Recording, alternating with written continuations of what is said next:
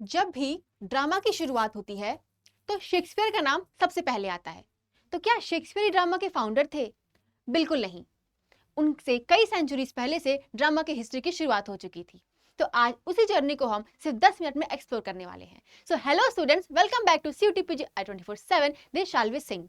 आज की क्लास में हम ड्रामा की हिस्ट्री, इंपॉर्टेंट जो ड्रामेटिस्ट थे और उसकी जर्नी कैसे रही है उसको डिस्कस करने वाले हैं। बिकॉज आपके एग्जाम्स में drama, poetry, fiction, non fiction जैसे जॉनरा से क्वेश्चंस डायरेक्टली पूछे जाते हैं। तो लेट्स स्टार्ट।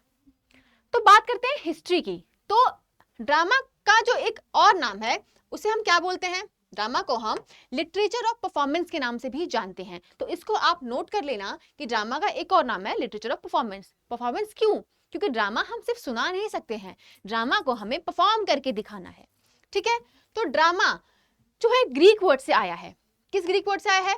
ड्रैन, जिसका मतलब ही क्या है? टू डू और टू एक्ट, कुछ करना है या कुछ करके दिखाना है। ठीक है। तो जैसे पोइट्री और नॉवेल्स में हमारे लिए नैरेटर इंपॉर्टेंट होता है। ठीक है, क्योंकि उसे हमें बस सुनाना है।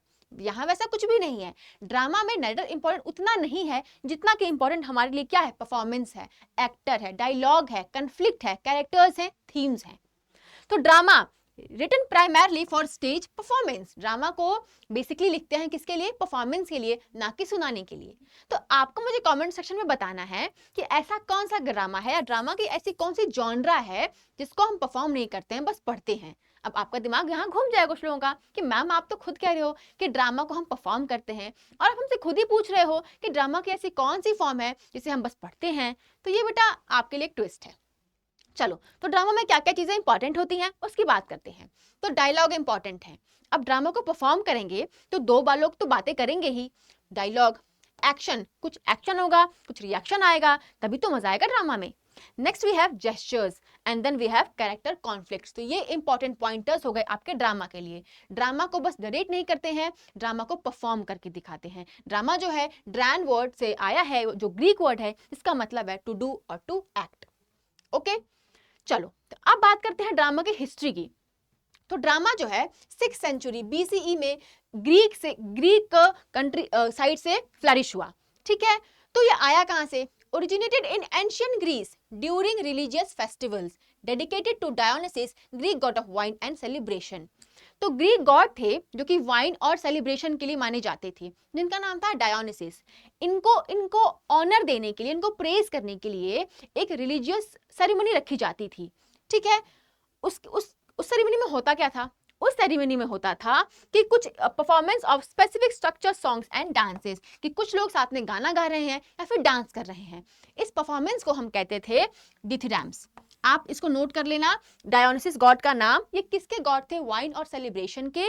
और इनके ही प्रेज में, इनके ही ऑनर में एक छोटी सी परफॉर्मेंस रखी जाती थी जिसे हम डिथिराम्स कहते थे। देन अब इस फॉर्म में धीरे धीरे डेवलपमेंट होने लगा। कैसा development? Development into formal dramatic performance.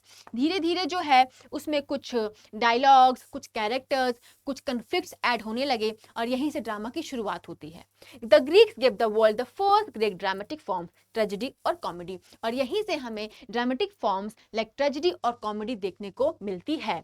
ठीक है। तो डायोनिसिस, गॉड डायोनिसिस के लिए एक रिलीजियस सेरेमनी होती थी। सेरेमनी में डांस और सॉन्ग्स होते थे जिनको हम डिथिराम्स कह रहे हैं। और इसमें धीरे धीरे डेवलपमेंट देखने को मिला कैरेक्टर्स और डायलॉग्स का, जहां से ड्रामा की शुरुआत होती है। Okay, clear? अब हम कुछ बात कर लेते हैं इंपॉर्टेंट फिगर्स की, जहां से क्वेश्चंस आपके एग्जाम्स में डायरेक्टली पूछे जाते हैं। 4 pioneers who define the medium. तो पहले नंबर पे आते हैं एस्काइलस। बेटा ये आपका एग्जाम का PYQ है कि who is the father of tragedy. ठीक है। तो आप इसको नोट कर लेना कि who is the father of tragedy. तो हमारे पास आंसर है Aeschylus. Introduce the second actor to the stage, revolutionising characters interaction. इन्होंने क्या किया? पहले क्या होता था, पहले ये जानते हैं। पहले होता था कि बस एक सिंगल एक्टर जो है वो स्टेज पे परफॉर्म करता था। ठीक है। और बाकी सारे हमें कितने 24 हमें कोरस देखने को मिलते थे। कोरस, कोरस मतलब कोरस कुछ ऐसे कैरेक्टर्स होते थे बेसिकली, वो डायरेक्टली एक्टर नहीं होते थे, वो बस एक नॉर्मल से कैरेक्टर होते थे जो आते थे स्टेज पे और ड्रामा में क्या होने वाला है, क्या हो चुका है, क्या एक्स्ट्रा चीजें हैं वो बता के जाते थे। तो एस्काइलिस ने क्या किया? ये जो एक्टर की संख्या थी, नंबर था कि बस एक एक्टर होता था, उसमें उन्होंने और ऐड किया, उसमें उन्होंने 2 एक्टर्स को ऐड किया, मतलब अब एक एक्टर नहीं 2 एक्टर होगा।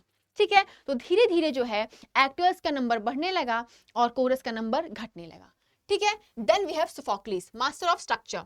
सोफोक्लिस का बहुत इंपॉर्टेंट वर्क है Oedipus Rex, establishing the definitive template for dramatic irony. हमें इस प्ले में ड्रामेटिक आयरनी देखने को मिलती है। आयरनी 3 टाइप की होती है, कौन कौन से आप मुझे कमेंट सेक्शन में बताओगे, but the one is here is dramatic irony, कि ऑडियंस को पता है कि प्ले में चल क्या रहा है, मतलब क्या गलत है क्या सही है, बट हमारे मेन कैरेक्टर सोफोक्लिस को कुछ पता ही, सॉरी ओडिपस को कुछ पता ही नहीं है। ठीक है, then we have the next character Euripides, explored complex emotion and moral ambiguities wrote Medea. इनका बहुत फेमस वर्क है मीडिया, और इन्होंने ह्यूमन इमोशन कॉम्प्लेक्स कैरेक्टर्स को ऐड किए थे ड्रामा में। Then we have Aristophanes, father of comedy, famous for brilliant satirical comedies and poetical critiques such as Lysistra. Lysistra इनका बहुत इंपॉर्टेंट कॉमेडी वर्क है और इन्हें हम फादर ऑफ कॉमेडी के नाम से भी जानते हैं। तो who is the father of comedy? Aristophanes. Who is father of tragedy? तो एस्काइलस। ओके, चलो अब बात करते हैं क्रोनोलॉजी की। ड्रामा की भी क्रोनोलॉजी है, तो इसको पढ़ते चलते हैं। ठीक है, from ancient amphitheatre to modern stage. तो हम स्टार्ट करते हैं ग्रीक ड्रामा से। जैसे मैंने बताया कि ड्रामा ग्रीक से स्टार्ट होता है। The starting point of formal tragedy and comedy, और हमें ट्रेजेडी और कॉमेडी कहाँ देखने को मिली है? ग्रीक में ही देखने को मिली है। Then we have Roman drama, की playwrights Plautus and Seneca. अब रोमन ड्रामेटिस्ट ने जो भी ग्रीक के कल्चर से ट्रेडिशंस थे ड्रामा के लिए, उसको अडेप्ट किया, और सेनेका और प्लोटस ने इसको एक्सप्लोर किया और आगे ड्रामा लिखा। Then we have medieval drama, mystery, miracle and morality plays. ठीक है, इस एज में जो है थोड़े रिलीजियस वर्क्स लिखे जाते थे। Then we have Renaissance drama, इस टाइम पे ड्रामा अपने पीक पे था। इस एज को हम गोल्डन एज ऑफ ड्रामा के नाम से भी जानते हैं, because of Shakespeare and Christopher Marlowe. ठीक है, then we have modern drama. आपको पता है कि रेनेसां ड्रामा के बाद क्या हुआ था? थिएटर्स क्लोज कर दिए गए थे प्यूरिटन्स के थ्रू। इसको भी मैंने बहुत अच्छे से एक्सप्लेन किया है अपने 10 मिनट वाली वीडियो में, जो कैरोलाइन एज में बनाई थी।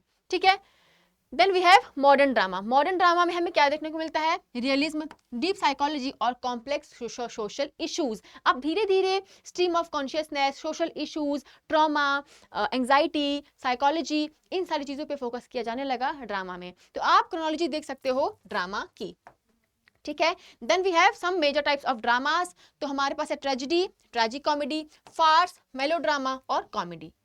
ठीक है, अब बात करते हैं ट्रेजेडी की। तो ट्रेजेडी में हमें ट्रेजिक हीरो देखने को मिलता है। एक हीरो है जो एक हीरोइक फिगर है, कुछ हीरो जैसा उसके अंदर है, बट उसके अंदर कुछ फ्लॉज भी हैं, कुछ कमियां भी हैं, जिसकी वजह से उसका डाउनफॉल होता है, और उसी को हम बोलते हैं फैटल फ्लॉ या फिर हेमार्शिया।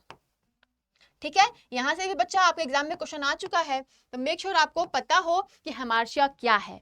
ठीक है, हेमार्शिया मतलब कि हमारे ट्रेजिक हीरो के अंदर कोई ऐसी कमी है जिसकी वजह से उसका डाउनफॉल होता है। ओके, और जो उसका कंक्लूजन है वो हमेशा सैड होता है, हमेशा जो है एक मतलब अच्छी एंडिंग नहीं होती है।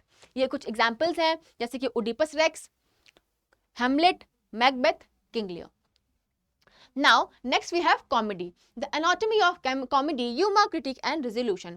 तो आपको जो है कॉमेडी में हमेशा एंडिंग जो है बेटा हैप्पी एंडिंग देखने को मिलेगी। ट्रेजेडी से बिल्कुल ऑपोजिट। जहाँ पे ट्रेजेडी में एंडिंग अच्छी नहीं होती थी, कॉमेडी में एंडिंग हमेशा अच्छी होती है।